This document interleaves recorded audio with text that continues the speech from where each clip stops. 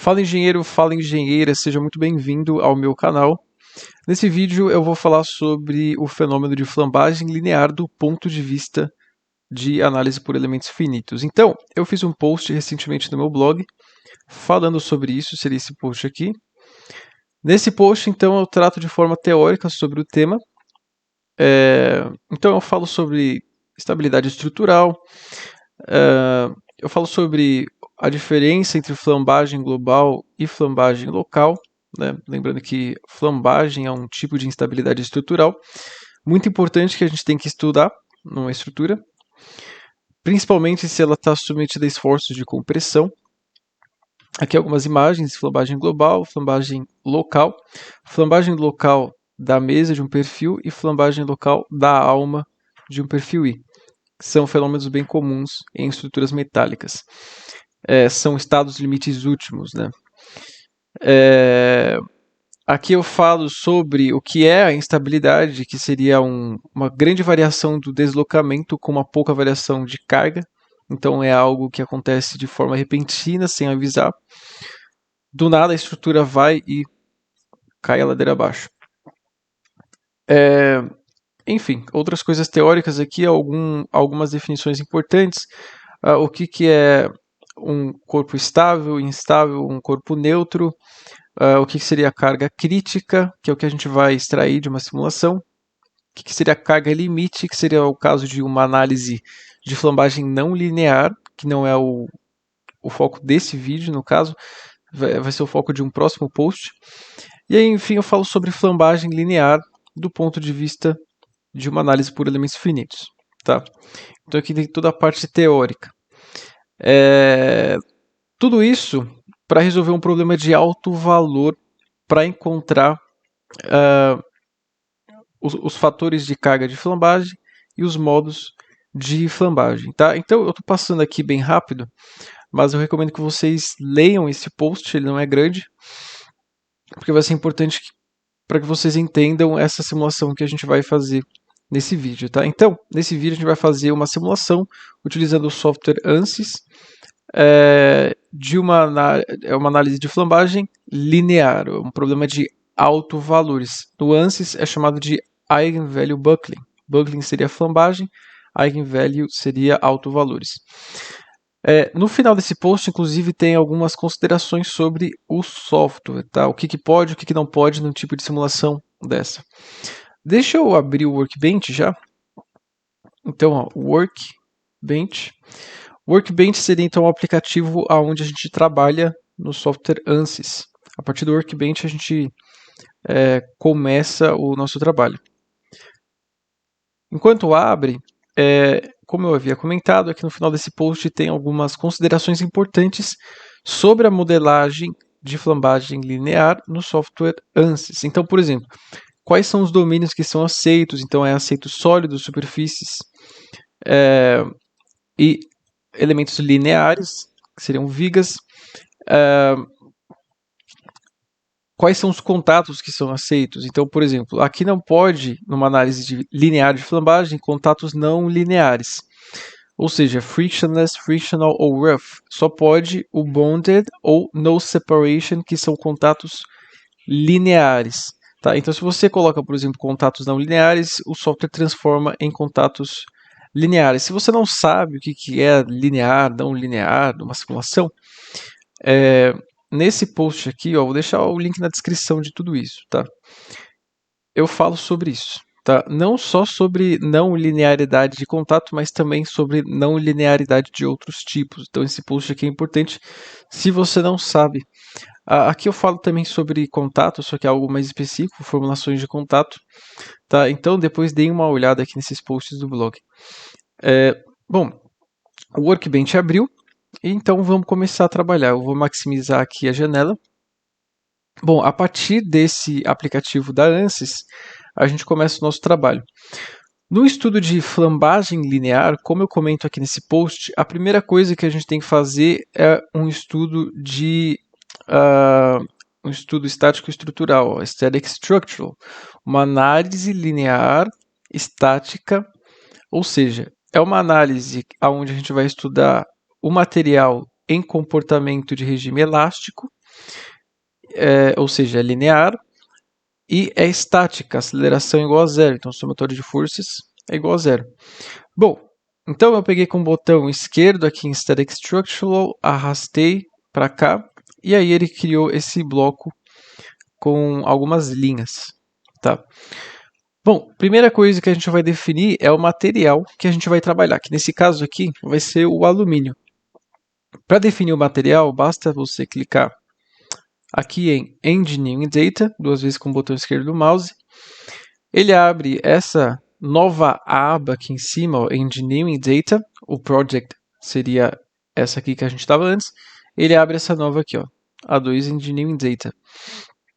Aqui tem os materiais que estão definidos para a gente usar. Só tem o Structural Steel, que seria o aço estrutural, equivalente a um ASTM36, que sempre vem definido aqui no ANSYS por padrão. Bom, a gente quer usar o alumínio, então eu vou clicar nesse botão, ó, Engineering Data Sources. Aqui eu vou encontrar um banco de dados da própria ANSYS de alguns materiais.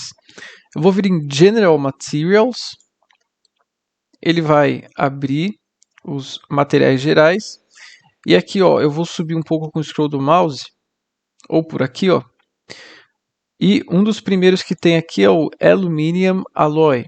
Eu vou clicar nesse botão aqui de mais, e agora olha só, eu vou apertar em Engineering Data Sources para desselecionar. Ele volta aqui para a página inicial, onde a gente tem os materiais definidos. Antes a gente só tinha o aço estrutural, agora a gente já tem o alumínio aqui. Beleza, o alumínio ele puxa essas propriedades que estavam do banco de dados. Eu vou mudar a unidade aqui, ó, units, e vou colocar esse aqui, ó, quilograma milímetro, só para ele mostrar em megapascal. Então, por exemplo, ó, o Young's Modulus, que seria o módulo de Young, o E, ou módulo de elasticidade, vale 71.000 megapascal ou 71 gigapascal. Só por comparação, o aço estrutural ou qualquer aço tem o módulo de Young aí por volta de 200 gigapascal. Né? Então, o módulo de Young aqui do alumínio é menor do que o do aço. Lembrando aqui também, pessoal, o módulo de Young é aquele coeficiente de proporcionalidade entre tensão e deformação no regime elástico do material, antes de chegar no limite de escoamento. Poisson's Ratio, 0,33, parecido com o do aço. E aí tem outras informações aqui, como por exemplo, a tensão do escoamento, para tração, para compressão e o limite de resistência à tração. Para uma análise de flambagem linear, as únicas informações que são necessárias é o módulo de Young e o coeficiente de Poisson. Tá? O resto não é necessário. Beleza, definimos o material. Agora, olha só, eu vou fechar a aba de Engineering Data. Ou poderia nem fechar, eu poderia só ir para Project. E temos o material definido. Agora, a geometria, para o vídeo não ficar muito extenso, eu já desenhei a geometria e eu vou disponibilizar para vocês fazerem um download para acompanhar essa simulação. Tá? Bom, então olha só, eu deixei disponível para vocês esse arquivo aqui, geometria coluna cilíndrica. Baixem ele, criem uma pasta aí no computador de vocês com o nome flambagem linear ou o nome que vocês queiram dar para essa simulação. Coloquem dentro dessa pasta esse arquivo CAD que eu enviei para vocês. Tá, beleza. Depois disso, venho aqui em Geometry, botão direito, Import Geometry, Browse. E aí, ó, vão na pasta que vocês criaram e peguem o arquivo que vocês baixaram, abrir. Agora, eu vou mostrar para vocês no Space Clean essa geometria. Cliquem duas vezes com o botão esquerdo em Geometry, ele vai abrir o Space Clean. Lembrando que, pessoal, no ANSYS, o software de desenho 3D, de modelagem, é o Space Clean e o Design Modeler. O Space Clean é o padrão, é um software muito melhor, muito mais avançado, e o Design Modeler seria um software mais antigo da ANSYS e que era utilizado antigamente, que é bom também, só que o Space Clean é muito melhor. Bom, A geometria está abrindo aqui. No final desse post aqui eu mostro esses passos que eu estou percorrendo, só que de forma mais resumida, tá? Só reforçando então, pessoal, essa simulação que eu estou fazendo aqui é um complemento a esse post. Se você não ler esse post ou se você não souber já sobre flambagem linear, você não vai entender nada do que está acontecendo aqui. Bom, nossa geometria está aqui, então vamos entender ela. Isso aqui é uma espécie de silo ou tanque de armazenamento de alguma coisa. Nós temos então uma tampa superior, que seria esse cara aqui. É um sólido, ó. Se a gente olhar a árvore aqui, ó, ele é um sólido. Tá? Então, nesse sólido, vai ser preenchido depois de a gente discretizar o domínio com elementos sólidos. A tampa inferior também é um elemento sólido. Agora o resto, ou seja, essa parede aqui do silo do tanque é superfície. E aí a gente tem também, ó, uma espécie de enrijecedores aqui na parede do tanque. Então a gente tem 1, 2, 3, 4 enrijecedores. Eu vou dar um hide aqui nessa parede, ó, que seria esse elemento, eu vou clicar aqui e aí ele vai esconder. Só para vocês entenderem melhor como que são esses enrijecedores. Então, ó, ele tem essa geometria aqui em formato de Z, talvez, não sei. E serve de enrijecedor. Ele vai aumentar a rigidez da parede do tanque onde ele está posicionado. Tá? E vocês vão ver o resultado desse aumento de rigidez depois no resultado da simulação. Aqui para melhorar a visualização, eu vou mostrar todo mundo, selecionar todo mundo, display, eu vou dar um randomize colors, ele vai pintar cada elemento de uma cor, vou selecionar todo mundo de novo e vou apertar em opaco. Ele não foi, vou selecionar tudo de novo, opaco, beleza. Aí ó, agora ficou mais fácil de visualizar. Bom, beleza. Vou fechar o Space Clean.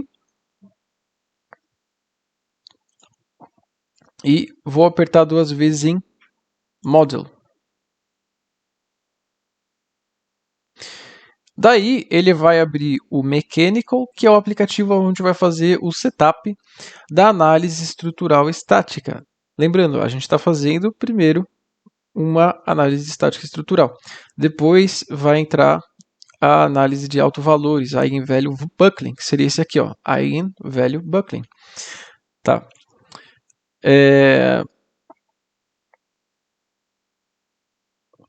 Vamos aguardar o software carregar aqui a nossa geometria.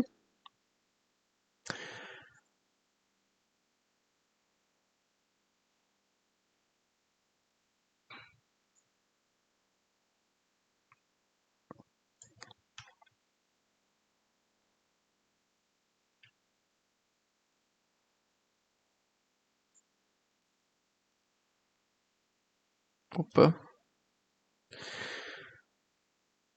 Beleza. Terminou de carregar. E agora vamos entender como que essa simulação vai ser feita. Aqui em Geometry, a gente tem os nossos domínios. As tampas aqui, ó, tampa superior, tampa inferior. Ambas, eu vou selecionar as duas segurando o botão Ctrl. Tá com material de Structural Steel. Vamos mudar para alumínio. Clica nessa seta e clica em alumínio, que é o material que a gente definiu. Essas superfícies aqui, ó, tem 1, 2, 3, 4, 5 elementos de superfície. Então, com esse ponto de interrogação. Aí, se a gente clica em cima de uma delas, abre esse Details of, aí a superfície, e aí ele mostra essa linha amarelo que é a thickness, ou seja, a espessura que não está definida. Nós vamos definir a espessura de todos esses elementos como sendo 0,8 milímetros. Já que a espessura vai ser igual de todos, eu vou selecionar todos de uma vez.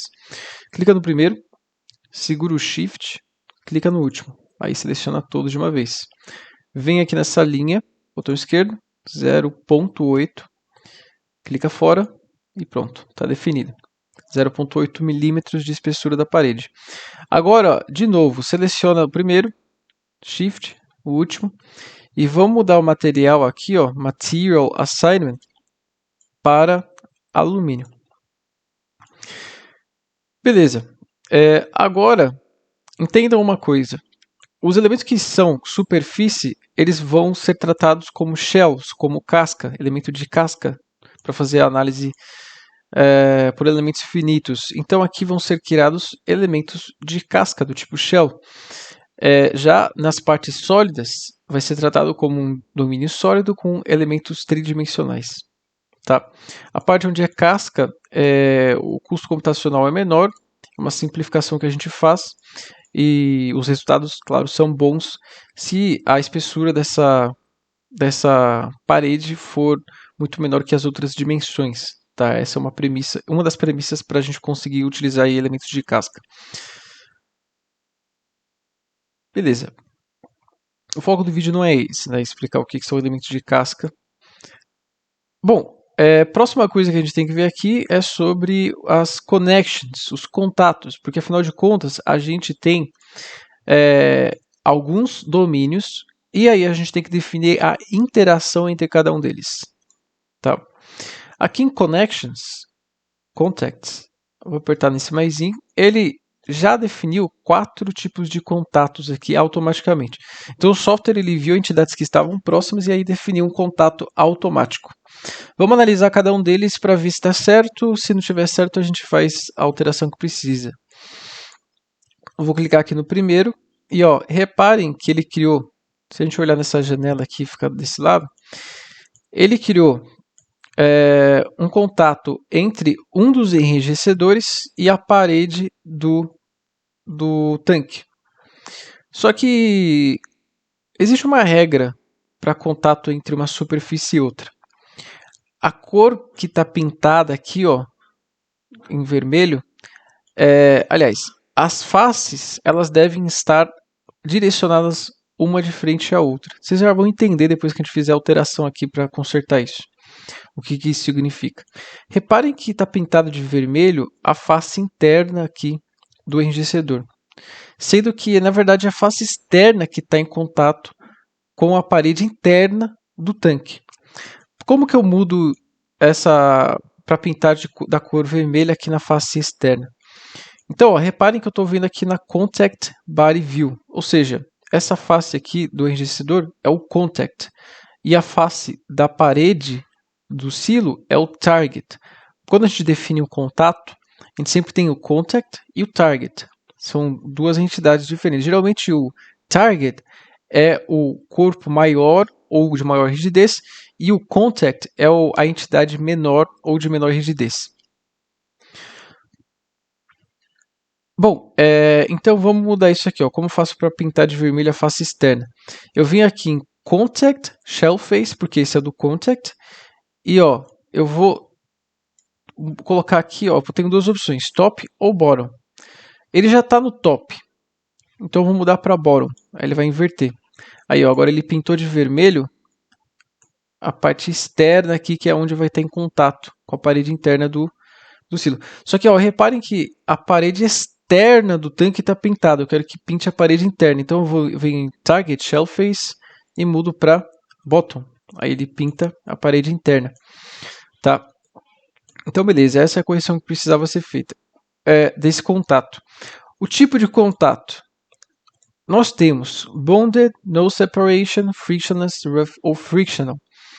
Para uma análise de flambagem linear, a gente só pode ter contatos do tipo lineares, que seria o Bonded ou No Separation. Esses outros três aqui não podem ser utilizados. Então, a gente vai utilizar o Bonded, que é colado, que é como se fosse uma solda entre o enrijecedor e a parede interna do silo, que é o que vai acontecer mesmo, na verdade. Uma coisa vai ser soldada na outra. Vamos para o segundo contato. Contact Region 2. É o contato entre um outro enrijecedor e a parede do silo. De novo, a gente precisa mudar aqui para bottom, os dois.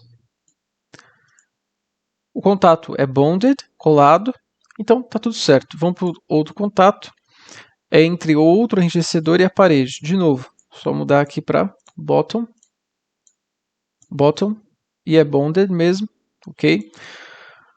Contato 4 de novo, é outro enrijecedor, então é só mudar para bottom aqui os dois. E é bonded. Beleza. Então, ó, reparem que o software ele só identificou os contatos entre os enrijecedores e a parede interna do tanque. Mas agora a gente tem que conectar as tampas desse tanque com essa parede cilíndrica do tanque. Para isso a gente vai ter que criar contatos. Então vamos lá. Ó. Contacts. Botão direito. Insert. Manual Contact Region. Ele cria essa nova linha. E aí, como eu comentei anteriormente, o foco do vídeo não é ensinar sobre contatos, né? Mas aqui a gente já está vendo alguma coisinha. Em um contato, a gente tem que definir o contact e o target. O contact geralmente é a entidade menor e o target a entidade maior. Então, ó, vamos colocar como target essa face aqui. Ó. Eu vou colocar o filtro de seleção de face, clicando nesse botão, e eu vou selecionar essa face aqui. Ó. É a face superior da tampa inferior. Apply. Aí, ó, fica com uma face selecionada. Agora o target, clica aqui com o botão esquerdo. Nós vamos definir o target. Na verdade, eu vou ter que esconder essa tampa. Ó. Eu vou clicar no filtro de seleção de body, selecionar a tampa, botão direito, hide body. Eu vou rotacionar aqui, vou dar um zoom. Para dar esse zoom assim dessa forma, botão direito do mouse, cria essa caixa de seleção e solta. E aí, ó, quem que vai estar em contato? Eu vou colocar o filtro de seleção de Edge, e que seria de aresta. E aí, ó, eu vou selecionar essa aresta aqui, ó. Botão esquerdo nela. Então, essa aresta aqui, ó, que é a parte inferior da parede do tanque, e essa aresta aqui, ó, que é a face, é a aresta inferior do último enrijecedor, elas vão estar em contato com aquela face superior da tampa. Então, ó, com as duas selecionadas, para selecionar as duas, eu segurei o Ctrl, eu vou apertar aqui, ó, e Apply. Clica duas vezes. Aí vai ficar duas edges selecionadas. Que seriam essas aqui. Agora, eu vou dar Shift F9 para aparecer todo mundo. Então reparem, ó, o contato ficou entre essa face e essas duas arestas. O tipo de contato, bonded, colado, como se tivesse soldado uma coisa na outra. Beleza, agora o contato da tampa superior. Eu vou fazer de novo aqui, ó, Contact Insert, Manual Contact Region. O target vai ser, ó, clica no botão esquerdo ali, vou colocar o filtro de seleção de face e vou selecionar essa face aqui, ó. Reparem a face que eu selecionei. Face inferior da tampa superior. Apply. E o contact, que seria a menor entidade, eu vou colocar o filtro de seleção de corpo, selecionar a tampa superior, botão direito, hide body, vou rotacionar. Filtro de seleção de edge, vou dar um zoom aqui, ó, criando uma caixa de seleção com o botão direito do mouse. Vou dar um zoom maior. E ó, vai ser essa aresta. E essa outra aresta aqui, ó, do enrijecedor da parte mais superior, ela não está chegando na tampa. Ela está um pouco abaixo. Então ela não vai estar em contato. Então a gente não precisa selecionar ela. Só a aresta da parede do tanque. Apply. Aí vai ficar só uma edge. É do tipo colado, como se tivesse soldado aqui em todo o contorno. E bom, eu vou clicar na tela, Shift F9 e vai aparecer todo mundo. Nós temos aqui já todos os contatos definidos. Então, vamos para o próximo passo, que é a criação da malha. Bom, para criar a malha, ó, clique em cima de Mesh, e aí vamos definir um Element Size, ou tamanho de elemento de 15 milímetros. Beleza. Então, ó, se a gente colocar o mouse em cima aqui da geometria, ele cria essa bolinha aí do lado do ícone do mouse. Essa bolinha está indicando o tamanho do elemento, que é esses 15 milímetros comparado com o tamanho da geometria. Então, ó, tá um tamanho bom de elemento. Só que as tampas, já que são elementos sólidos, eu vou criar um pouco menos de elementos. Na verdade, eu vou deixar o tamanho de elemento o dobro. Para isso, eu venho em Mesh, eu venho nessa aba de contexto que foi criada, Mesh, e venho em Sizing. Aí ele pede aqui, ó, em Details of Sizing, a geometria que a gente quer aplicar, esse sizing, ou seja, o tamanho de elemento que a gente quer definir.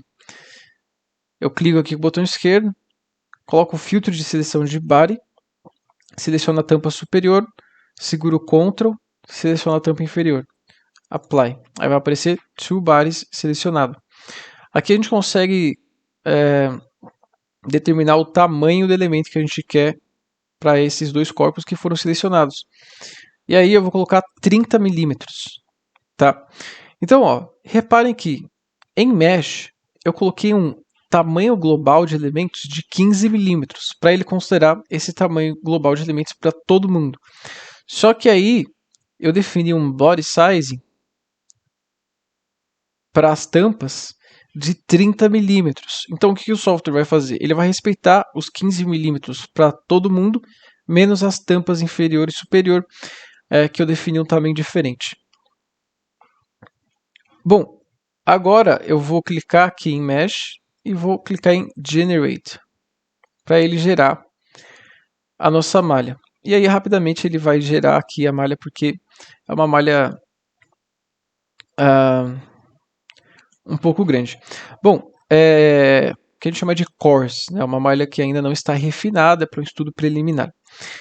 Um comentário aqui, pessoal. O objetivo do vídeo não é fazer uma análise que seja realmente validada com resultados que realmente sejam válidos e reais, né? Ou seja, eu não vou fazer nenhum estudo de convergência numérica da malha, não vou fazer nenhum estudo de qualidade dos elementos que foram criados aqui. Eu não vou fazer nenhum estudo da validade desses elementos que a gente está usando aqui, por exemplo, se esses enriquecedores estão bem representados, se essas tampas estão bem representadas, comparado com a geometria real, e enfim. O objetivo do vídeo é mostrar como que se faz o setup de uma análise de flambagem linear. Tá? Esse é o objetivo do vídeo. Se eu ficar mostrando tudo mesmo que tem que fazer para uma análise 100% validada, vai virar um vídeo aí de 5 horas. Bom, malha foi criada, domínios discretizados, contatos definidos. Agora vamos para as condições de contorno, ou seja, para as vinculações e para as cargas. Bom, nós vamos fixar a parte inferior aqui do nosso silo, tá? Essa face da tampa inferior. Eu vou colocar um filtro de seleção de face. Eu vou vir aqui, ó, em Static Structural. Ele abre essa aba de contexto Environment. Eu vou querer uma condição de contorno aqui, ó, de Fixed. Essa condição de contorno, ela fixa todos os graus de liberdade de todos os nós da onde a gente selecionar. Vou apertar em Fixed. Ele abre esse Details of Fixed Support. Ele pede para a gente selecionar uma geometria. Com o filtro de seleção de face, eu vou selecionar essa face aqui. Apply. A partir de agora, cada um desses nós, ó, vou colocar o Node, cada um desses nós aqui, ó, dessa face, ó, todos esses nós aqui dessa face, tem seus graus de liberdade fixados, ou seja, deslocamento em U, V, W, ou X, Y, Z, igual a 0. Tá? É como se fosse um engaste. Está preso. Agora, eu vou aplicar um esforço compressivo nesse tanque, né, para a gente induzir a flambagem. Para isso, eu vou em Static Structural, na aba de contexto, Force.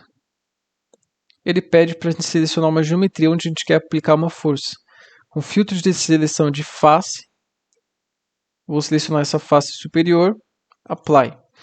Aí eu quero definir, ó, Define by, essa força por vetores, Components. Falei errado, Components. E aí ele abre essas três componentes para a gente definir. Componente da força em X, Y ou Z. Eu vou aplicar uma força na direção Y negativa. Reparem no eixo de coordenadas aqui. Então, ó, Y negativa menos. E aí eu vou aplicar uma força de 10 newtons para baixo. O que o software vai fazer? Ele vai distribuir essa carga de 10 newtons nessa face com uma carga uniformemente distribuída. Por que eu apliquei uma carga de 10 newtons? Depois eu explico o motivo de ser esse valor de 10 newtons. Tá? Por enquanto, só repitam o que eu estou fazendo.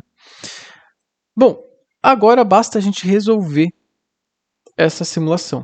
Vou em Solution e clicar em Solve. A partir daí, então, o software vai criar o sistema de equações algébricas em forma matricial, vai inverter a matriz e vai encontrar os deslocamentos nos nós. É uma análise estática estrutural linear, é só uma iteração de equilíbrio, então é bem tranquilo de resolver, já foi resolvido. Bom, aqui em Solution, na verdade, a gente não precisa extrair nenhum resultado. Dá até para extrair, ó, em Solution, vou, por exemplo, Deformation Total. Aí ele cria esse Total Deformation, eu vou clicar aqui em Solution, botão direito, Evaluate All Results. Aí eu clico em cima de Total Deformation, ele mostra como a estrutura é deformada. Tá? Então ele cria essa depressão aqui na tampa superior, flexiona um pouco a parede aqui na parte superior. Enfim, isso aqui não importa para a gente. Tá? Bom, feito isso, eu vou voltar aqui no Workbench. Aqui no Workbench, agora sim a gente vai começar a análise de flambagem. Eu vim aqui ó, em Eigenvalue Buckling, flambagem de alto valores. Botão esquerdo, arrasto aqui para cima de Solution do Static Structural. E aí ele vai vincular essa análise estática estrutural com uma análise de Eigenvalue Buckling que a gente vai fazer. Bom, daí se a gente voltar aqui para o Mechanical, ele vai ter criado na árvore aqui da nossa solução esse Eigenvalue Buckling que não tinha antes. Tá? A nossa simulação só ia até esse Total Deformation. Bom, esse Eigenvalue Buckling seria justamente o solver para flambagem linear dessa estrutura. Se a gente clica aqui em Pre-Stress Static Structural, esse Pre-Stress Static Structural seria justamente a linha que puxa as informações da análise estática estrutural que a gente fez previamente. Em Analysis Settings, aqui a gente define a quantidade de modos de flambagem que a gente quer extrair. Aqui vem como padrão o valor de 2. Max Modes to Find. Do material que eu postei aqui, ó, isso seria o modo de flambagem. Bom, quantos modos de flambagem que eu quero extrair? Eu poderia colocar aqui 3, 4, 5. Vou deixar 2 mesmo. Ele vai extrair os 2 primeiros modos de flambar da estrutura. E aí a gente poderia controlar aqui o solver type, e dentre outras coisas, output controls, coisas mais avançadas aqui que não vem ao caso a gente discutir. Tá? A gente vai fazer algo simples, o mais simples possível aqui. Bom, a partir daí, basta a gente vir em Eigenvalue Buckling, na aba de contexto, Solve. Ele vai resolver primeiro a análise estática estrutural, de novo. Por algum motivo ele não puxa a solução, ele resolve de novo. Aí ó, terminou. Agora ele vai resolver o Eigenvalue Buckling, análise de autovalores, flambagem linear dessa estrutura. O custo computacional para uma análise de flambagem linear é um pouco maior que o custo computacional para uma análise estática estrutural. Tá? Então demora um pouquinho mais para resolver essa análise, mas aqui no caso a gente tem poucos elementos no domínio, a gente tem bastante elemento de superfície, então não demora muito. Bom, terminou. Agora se a gente clicar aqui em Solution e vir aqui ó, em Tabular Data, eu vou aumentar um pouco isso aqui, ele gera essa tabela. Vamos entender o que é essa tabela. Na primeira coluna está escrito Mode, ou seja, aqui seria um modo de flambar. A gente tem o modo 1 e o modo 2. E aqui nessa coluna seria o Load Multiplier, que seria um multiplicador de carga. Então, para o modo de flambar 1 é 20.488 e para o modo de flambar 2 é 20.489. Então, eles são bem próximos. O que seria esse Load Multiplier? No material que eu postei aqui seria justamente o fator de carga de flambagem. Esse fator de carga de flambagem é um fator que, se multiplicado a carga que a gente aplicou aqui, que no caso foi de 10 newtons, resulta na carga crítica, que está definida aqui no post. Tá? Então, por exemplo, a gente tem aqui um load multiplier do primeiro modo de flambar de 20.488, multiplicado por 10 newtons, que foi aplicado aqui como carga compressiva, vai dar 204.880 newtons. Então, se eu aplicar uma carga dessa de compressão aqui nessa face superior do silo, então eu vou encontrar o primeiro modo de flambar dessa estrutura. Tá? Bom, aí vem a questão. A gente pode utilizar esse valor aqui, esse resultado aqui, para um projeto real? Ou seja, o resultado de uma análise de flambagem linear para um projeto real? Não. Porque uma análise de flambagem linear considera que a estrutura é perfeitamente simétrica, que aqui no caso essa estrutura tem simetria em torno do eixo aqui, imagina que esse eixo Y tá, o eixo axial aqui, né? Então ele tem infinitos planos de simetria, né, porque é circular. Então aqui no software, essa geometria ela é perfeitamente simétrica mesmo. Essa carga que foi aplicada aqui em cima, ela é perfeitamente distribuída, não é nem um pouco descentralizada. Esse carregamento, aliás, essa vinculação aqui na região inferior também é perfeitamente distribuído. O material que esses domínios são compostos são perfeitamente homogêneos, então tudo é perfeito. Então esse resultado aqui considera que tudo é perfeito. Só que na vida real não é assim que funciona. Na vida real existem vários tipos de imperfeições que devem ser consideradas. E aí, para a gente considerar essas imperfeições, a gente teria que fazer uma análise de flambagem não linear. Mas para fazer essa análise, primeiro tem que fazer a análise de flambagem linear. Por isso que é importante a gente saber fazer o que eu estou mostrando aqui para vocês. Tá? Tem que fazer uma análise de flambagem linear antes da análise de flambagem não linear. Tá? A gente tem que ter noção desses valores aqui, a ordem de grandeza deles, pelo menos, porque a flambagem na vida real mesmo vai acontecer com um valor nessa ordem de grandeza, só que menor. Tá? Beleza, então, dando continuidade aqui, para a gente extrair, esses aqui são os load multipliers, né, são os fatores de cargo, lambda. Para a gente extrair as deformadas desses modos de flambar, eu vou selecionar esses dois aqui, essas duas linhas segurando o Ctrl, botão direito, Create Mode Shape Results. A partir daí ele vai criar essas duas linhas aqui, ó, Total Deformation, que seria com Mode 1, e Total Deformation 2, que seria com Mode 2. Eu vou clicar em Solution, botão direito, Evaluate All Results, e aí, ó, ele cria essa figura que, inclusive, foi essa figura aqui que eu utilizei. Tá? Bom, o que essa figura mostra? Essa figura mostra a deformada para o primeiro modo de flambar, que seria caso fosse aplicada aquela carga de 204.880 newtons, carga compressiva aqui na face superior. Então, olha o que acontece nessa estrutura. Entre os enrijecedores acontece essa deformação. Uma vai para fora, outra vai para dentro. Uma vai para fora, outra vai para dentro. E isso acontece em cada intervalo aqui entre os enrijecedores. Aonde a estrutura tem a rigidez aumentada, não acontece flambagem, pelo menos no primeiro modo de flambar. Talvez num terceiro, quarto ou quinto modo de flambar, a parte dos enrijecedores já começa a deformar também. Tá. Mas que estranho, né? Será que aconteceria isso realmente na vida real?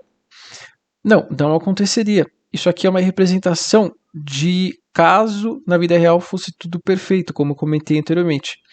Se a carga realmente fosse bem centralizada, 100% uniformemente distribuída, aí toda a estrutura deformaria dessa forma, se a estrutura fosse 100% perfeita. Só que na vida real, essa carga vai ser um pouco descentralizada, o material não vai ser homogêneo, não vai ser 100% simétrico. Então, a estrutura vai começar a flambar em algum desses locais. Então, imagine, numa região central aqui, ó, vai começar a flambar na parede aqui do silo, em um desses pontos aqui, assim, ó, vai criar um desses caras aqui, ó, um para fora, outro para dentro. Tá? Então não vai acontecer isso na estrutura inteira na vida real. Tá? Aqui a gente pode criar uma animação, ó, em Graph. clica nesse botão aqui de Play or Pause, ele cria uma animação do que acontece. É claro que a escala de deformação aqui está aumentada. Para a gente ver isso, a gente vem aqui ó, em Auto Scale, eu vou mudar para True Scale, que é a escala real. Então, ó, na verdade, a gente não vê essa deformação do jeito que está mostrado ali, né? Esse é o primeiro modo de flambar. E o segundo? Deixa eu voltar aqui para Auto Scale, para ele amplificar mesmo. O segundo, ó, é muito parecido. Ele só rotaciona um pouco. Ó, reparem que ele só rotaciona um pouco. Então é muito parecido e a carga também é muito parecida, ó.